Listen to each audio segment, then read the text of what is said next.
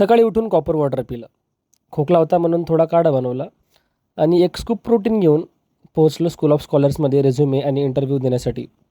तिथं रेझ्युमे देऊन आम्ही थोडा नाश्ता केला. सरने घेतला एक समोसा आणि मी घेतला ढोकला, कारण की ढोकला फ्राईड नसते. मग 3-4 शाळांमध्ये अजून रेझ्युमे आणि इंटरव्ह्यू देऊन आम्ही बदाम मिल्क पिलं 1-1 कप. 4:45 वाजता घरी आलो. 2 बनाना खाल्ले आणि परत थोडं कामानिमित्त जेवती. सकाळपासून फक्त ढोकलाच खाल्ला होता म्हणून खूप जास्त भूक लागली होती. म्हणून आम्ही नुक्कड कचोरी कॉर्नरवर छोटा समोसा आणि एक सिंगल छोटी कचोरी खाल्ली. येता येता संध्याकाळ झाली. दादू म्हणे 16:05. मग 16 घ्यायला गेलो प्रजापतवर. तिथं काल्यानं घेतला काला खट्टा आणि मी घेतला लेमनचा सोडा, कारण की मी टी शर्ट घातलेली होती लेमन कलरची.